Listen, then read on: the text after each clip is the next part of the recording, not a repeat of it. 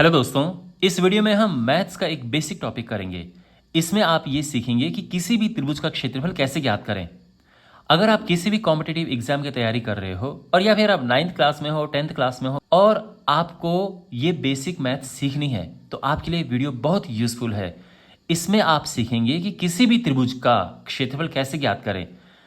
तो इस वीडियो को देखने के बाद आपके पास एग्जाम में कभी भी कोई क्वेश्चन आएगा कि ये त्रिभुज है और इसका क्षेत्रफल ज्ञात करो, तो मुझे नहीं लगता है कि आपको कोई भी प्रॉब्लम होगी किसी भी प्रकार के त्रिभुज का क्षेत्रफल ज्ञात करने में, अगर आपने ये वीडियो अच्छे से देख लिया है। तो यहां पर आप देख सकते हैं मैंने अलग अलग तरह के त्रिभुज लिए हैं। समबाहु त्रिभुज है, समद्विबाहु त्रिभुज, समकोण त्रिभुज, फिर हीरोन्स फॉर्मूला है। अलग अलग प्रकार के त्रिभुज लिए हैं जिससे कभी भी आपके पास कोई भी क्वेश्चन आए तो आप आराम से कर सकते हैं। लेकिन शुरुआत करते हैं त्रिभुज के सबसे साधारण फॉर्मूले से। देखो, इस पूरे वीडियो में जो मैं क्षेत्रफल के लिए एक सिंबल बनाऊंगा वो ये होगा। अगर कहीं भी आपको ये दिखे तो इसका मतलब है क्षेत्रफल, ताकि हमारा समय बचे। तो इस त्रिभुज का जो क्षेत्रफल होगा, किसी भी, पहले बात तो जो सबसे साधारण फॉर्मूला है वो समझिए। किसी भी त्रिभुज का क्षेत्रफल होता है half into base into height. Half गुणा आधार गुणा ऊंचाई।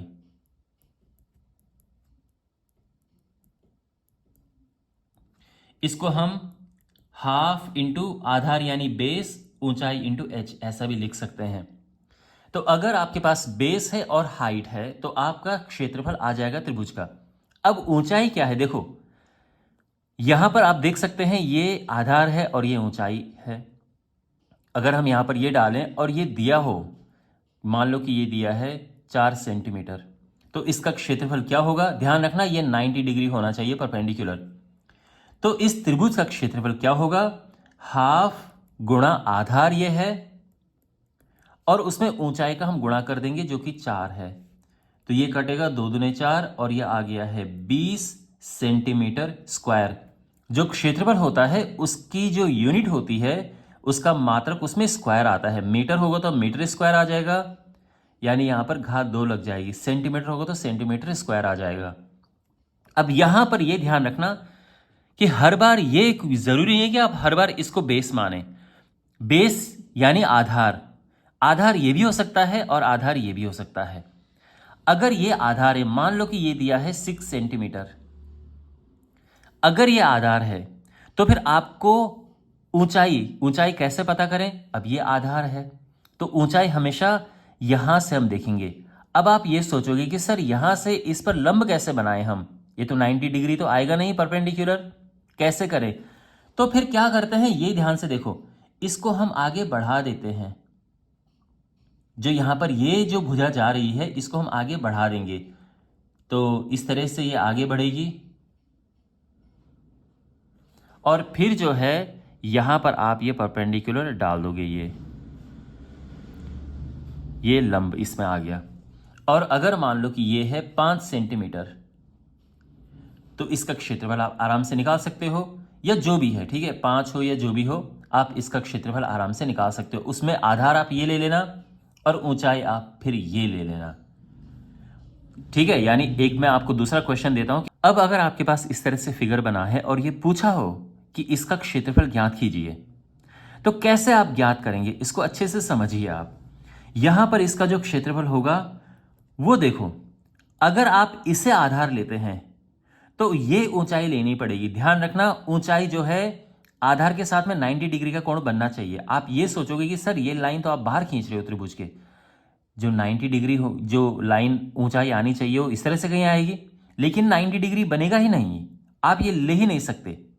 90 डिग्री बनना चाहिए, ये 90 डिग्री है, तो ये बाहर भी ऊंचाई हो सकती है, इसका ध्यान रखना। अब अगर आपको इसका क्षेत्रफल ज्ञात करना है तो हाफ इंटू ये आधार और ये ऊंचाई, तो ये अब यहां पे कटेगा, ये 3 आया, 5 तिया 15 सेंटीमीटर स्क्वायर। लेकिन कोई जरूरी नहीं कि आप ये आधार लें, आप आधार ये भी ले सकते हो। अगर ये आधार है तो क्या होगा, इसका क्षेत्रफल निकालेंगे हाफ इंटू, अब ये आधार है और ये ऊंचाई है, तो ये तो आराम से यहां पे 90 डिग्री इसी के अंदर बन गया। तो आधार 10 है इस बार और ऊंचाई 3 है, और आप इसको काटोगे तो ये आ जाएगा 15 सेंटीमीटर स्क्वायर। तो इस तरह से हम इस फॉर्मूले का यूज करते हैं किसी भी त्रिभुज का क्षेत्रफल ज्ञात करने के लिए, अगर हमारे पास आधार और ऊंचाई दी हो।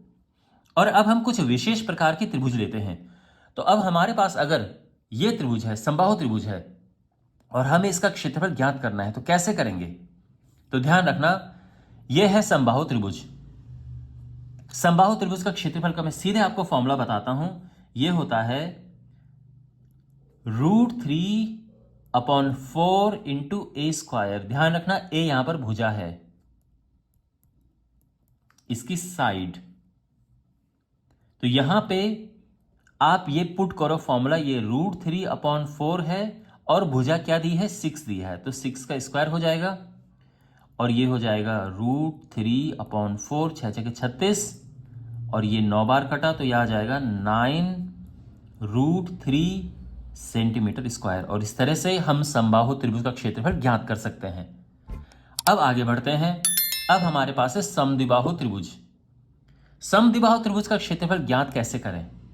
तो आपके पास जब भी समद्विबाहु त्रिभुज दिया होगा, तो समद्विबाहु त्रिभुज पहली बात तो होता क्या है, इसमें दो भुजाएं बराबर होती हैं। तो दो भुजाएं बराबर होंगी इस तरह से, और एक तीसरी भुजा ये होगी। तो हमेशा आप ध्यान रखना क्या करेंगे, इस तरह से इसमें लंब खींच देंगे, हमेशा ये ध्यान रखना। और ये जो है ये 90 डिग्री होगा, और जब आप इस पे लंब डालते हैं तो ये बराबर होते हैं, इसका ध्यान रखना। यानी ये पूरा 10 है, ये 5 हो जाएगा, और यहां से यहां तक भी 5 हो जाएगा। और अब आपको यह करना है कि यहां से आप पाइथागोरस प्रमेय लगा के ये ज्ञात करेंगे सबसे पहले। ये बात समझ आ रही है? तो ये आप कैसे ज्ञात करें? पहली बात तो आपको पाइथागोरस प्रमेय पता होनी चाहिए। अगर नहीं पता है तो पहले आप पाइथागोरस प्रमेय सीखो और फिर इस क्वेश्चन पे आओ। तो यहां पर ये 90 डिग्री है, ये आपके पास है नहीं, तो ये इसको ऊंचाई मान लेते हैं। क्योंकि अगर ये होता तो हम सीधे कौन सा फॉर्मूला लगा देते? हम फॉर्मूला लगा देते हाफ इंटू आधार, जो कि ये 10 था, इंटू ऊंचाई। यहां पर जो भी ऊंचाई यहां पर होती। अब ऊंचाई नहीं है, सारा खेल इस क्वेश्चन में ऊंचाई ज्ञात करने का है कि हाइट कैसे ज्ञात करें। तो आप ये त्रिभुज ले लो और इसमें पाइथागोरस थ्योरम लगाएंगे हम। पाइथागोरस प्रमेय जब हम इस पे लगाएंगे तो देखो क्या होता है। आप जानते हैं कि पाइथागोरस थ्योरम में कर्ण का वर्ग, यानी सबसे बड़ी भुजा जो है 90 डिग्री के सामने, उसका वर्ग बराबर होता है बाकी दो भुजाओं के वर्गों का योग, यानी h² + 5²। ये 169 होगा, ये h² और 5 का स्क्वायर होता है 25, ये इधर जाएगा माइनस होके 144 आएगा। और 144 किसका वर्ग होता है? 12 का, तो ये 12 आ गया है, 12 सेंटीमीटर, ये याद रखना। तो ये है हाफ इंटू 10 इंटू और हाइट हो गई 12, तो ये जाएगा 6 बार और ये आ जाएगा 60 सेंटीमीटर स्क्वायर। तो हमने कैसे ज्ञात किया? हमने यहां पर जो ये भुजा दी थी, ध्यान रखना ये 13 होगा और ये भी 13 होगा। आप चाहो तो इस वाले ट्रायंगल को लो या इसको लो, दोनों एक जैसे ही है। तो ये जो बराबर भुजाएं हैं उनमें से ये 13 है, तो ये भी 13 है, और हमने बीचों बीच ये लाइन खींच दी है जो कि ऊंचाई का काम कर रही है। इस तरह से हमने पाइथागोरस प्रमेय लगा के ऊंचाई ज्ञात की और फिर इस फॉर्मूले का हमने यूज किया है। अब हमारे पास समकोण त्रिभुज है। समकोण त्रिभुज यहां पर आप देख सकते हैं। समकोण त्रिभुज में जब भी आपके पास भुजाएं दी होंगी तो कोई दो दिया होगा, या तो ये और ये भुजा होंगी। देखो ध्यान रखना, ये 90 डिग्री है और ये दोनों आपस में परपेंडिकुलर है, लंब है एक दूसरे के, ठीक है, ये ध्यान रखना। तो ये इन दोनों के बीच में 90 बन रहा है और ये इसका हाइपोटेन्यूज यानी कर्ण है। अब आप ये ध्यान रखना कि समकोण त्रिभुज का क्षेत्रफल क्या होता है? हाफ इंटू जो दो लंब भुजाएं हैं उनका गुणनफल। तो मान लो कि ये भुजा P1 है और ये भुजा P2 है, तो ये इन दोनों का गुणनफल होगा और आप हाफ कर देंगे, इसका ध्यान रखना आप। उसका एक और कारण ये भी है कि आप इसको आधार मान सकते हो, तो ये आधार और ये ऊंचाई है, तो बात वहीं आ जाती है घूम फिर के।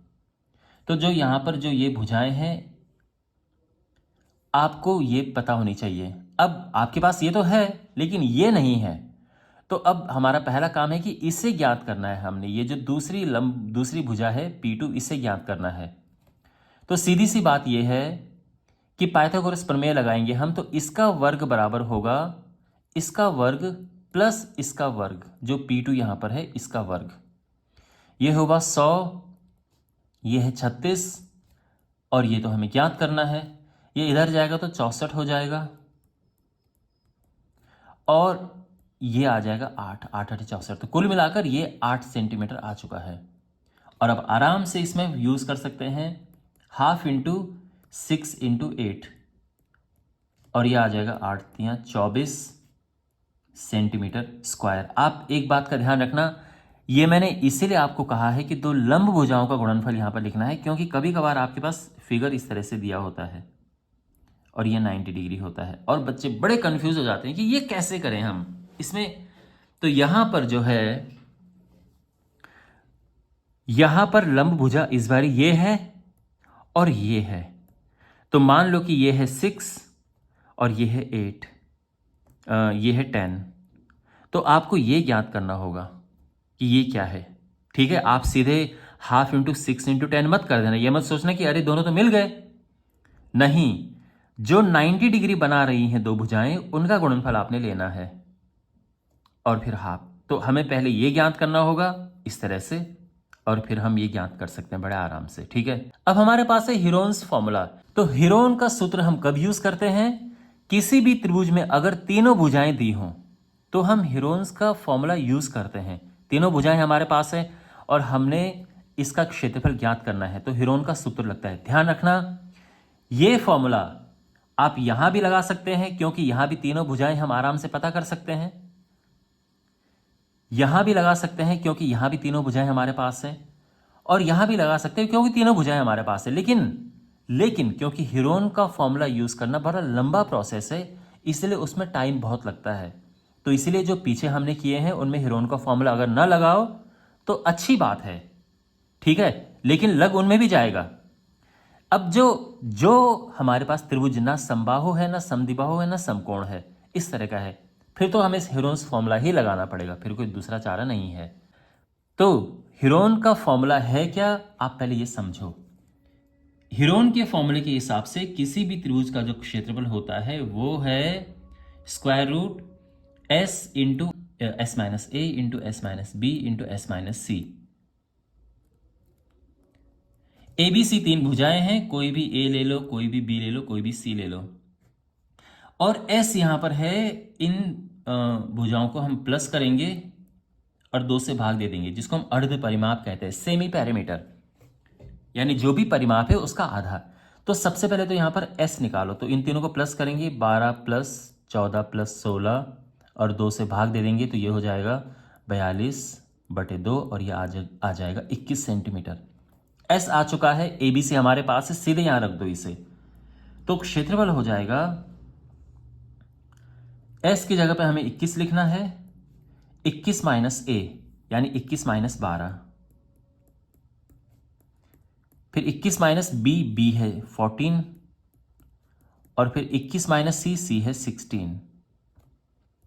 यहां पे वैल्यूज पुट करेंगे हम, तो ये हो जाएगा 21 गुणा ये हुआ 9, ये हुआ 7 और ये है 5, 16 और 5 21 और ये 7 हुआ और ये 9। ठीक है, यहां पर जो है इसको आगे सॉल्व करेंगे।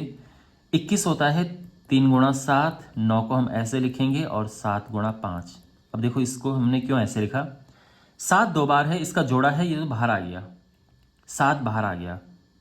वर्गमूल निकालते तो ऐसा करते हैं ना, 9 का वर्गमूल होता है 3 और अंदर बचा ये 5 और ये 3 यानी 15 अंदर बच गया। तो इसका आंसर आ गया 21√15 सेंटीमीटर स्क्वायर। तो यहां पर अब आपने देखा कि कितने लंबे प्रोसेस से इसका क्षेत्रफल निकला है और यही करना पड़ेगा, इसका कोई शॉर्टकट नहीं है, आपको ये करना पड़ेगा।